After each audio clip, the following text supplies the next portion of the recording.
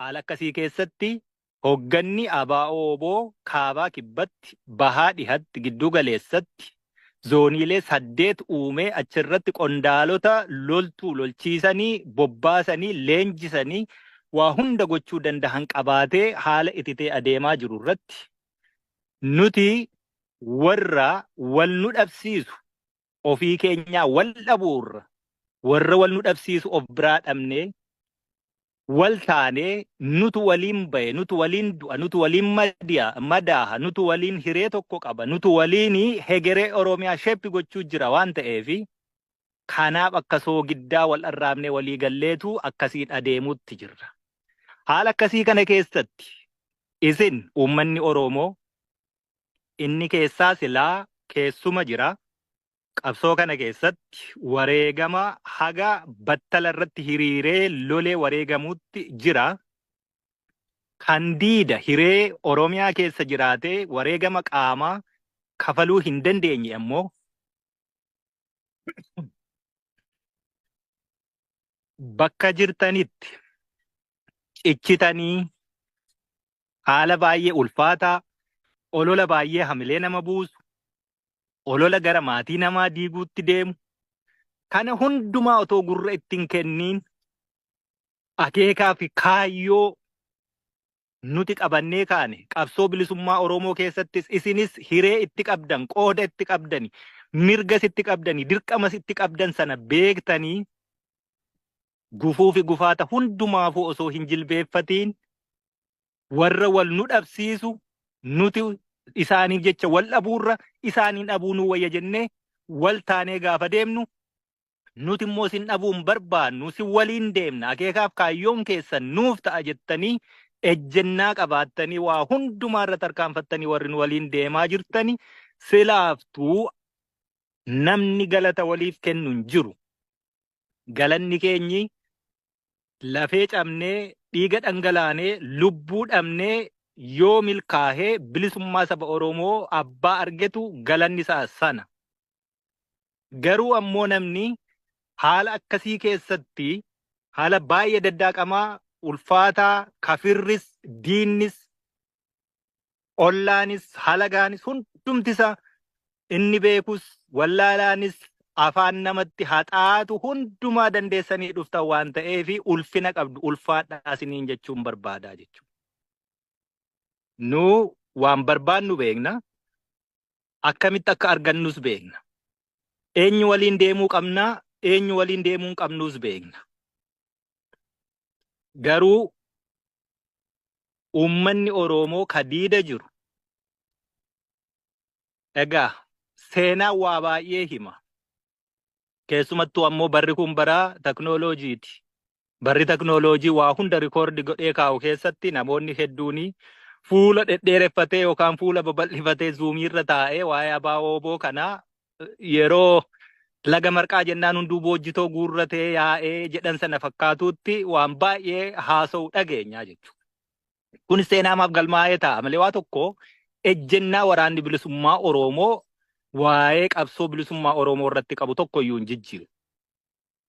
Hamilee namootaa tokko tokkotti bu'uu danda'u haala akkasii kana keessatti cichitanii dhaabbattanii yookaan immoo firm stand qabaattanii dhaabbattanii ejjennaan keessan kan hin jijjiiramneef hin daddaaqamne ta'ee woboo irraa abdii qabaattanii gaaffii Oromoo karaa kamiinuu haa ta'u woboon osoo hin sharafiin galmaan ga'uu akka danda'us abdii irratti horattan waan ta'eef ittiin qaanoftanii jechuudha.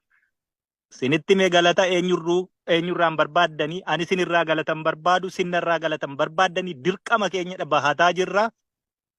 Galanni keenya ammoo bilisummaa saba Oromoo sana ta'aa jechuudha.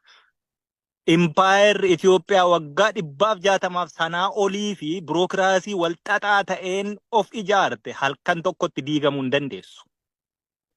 Sadarkaa qabdi.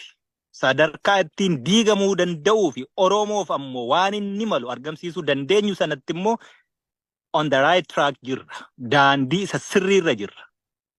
Sana dhibbanitti amanaa jechuudha. Daandii isa sirriirra jirru kana daandii gaaffii Oromoo hin sharafne Oromoon waan isaaf malu irratti argachuu danda'u yookaan galmaan keenya yookaan itti wareegamna. Jireenya qananii sadoo dhuunfaaf namni manaa ba'e hin jiru. Sana ammoo maatiin isaa namni isa dadhabu hin jiru. Maatiin isaa yoo isa dadhabe mormi abbaan baanne haa citu jetti Oromoon namni of dadhabu hin jiru. Kanaafi gaaffii Oromootu manaa nu baase, roorroo sanatu manaa nu baase. Sana galmaan ga'uufidha hojjenna. Galmaan ga'uu yoo dadhabne immoo itti wareegamuuf shakkii hin qabnu.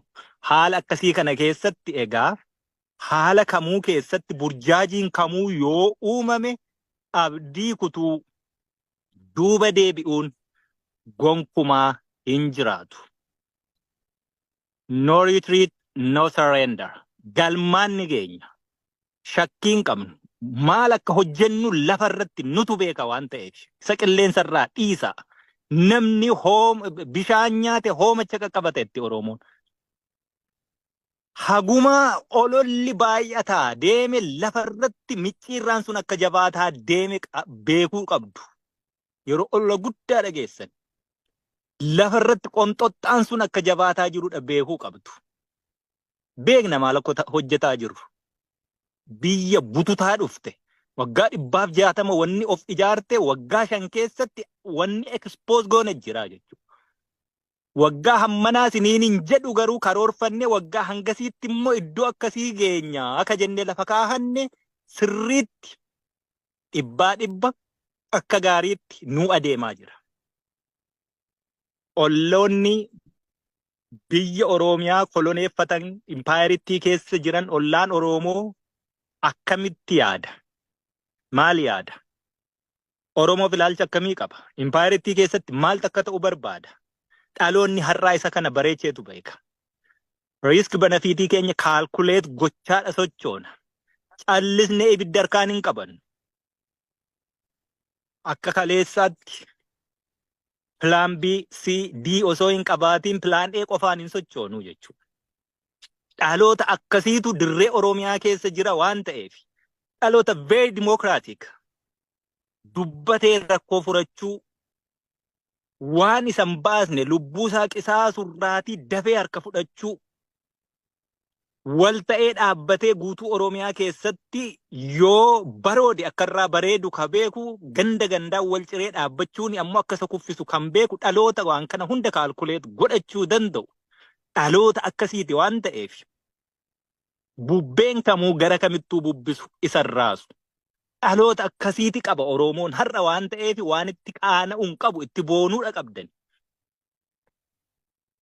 Impaayiritti bututaa deemaa jirtu kana dinagdeen laamsha'ee kufaa jirtu kana waraanni isiitii guyyaarraa guyyaatti harka kennataa jiru kana hamilee dhabee qawween ofiisaatuu deebi'ee wal tiksaa jiru kana maal keessatti hojjenne yeroo hangamiif maal hojjenne yeroo hangamiitu immoo nu hafaa we know it. Kana sirriitti beekna jechuudha. Kanaaf abdii nurra kaayyadha. Walit dhuftanii waraana bilisummaa Oromoo deeggaruuf yeroo jettanii deeggarsa mateeriyaalii qofaan laaliina.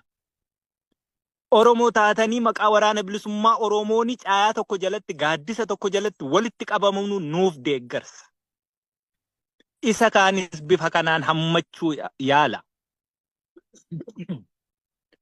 Maallaqa qofaa involve gochuun barbaannu. Kanaan duras dubbadheeraan. Har'a yoo ilaaltu ta'e zooniileen kun hundi walii galee guutuu Oromiyaa keessatti irree waraanaa kuma kurnoota hedduu kuni fiingee tokkoon socho'aa jiru baajata mataasaa danda'e qaba.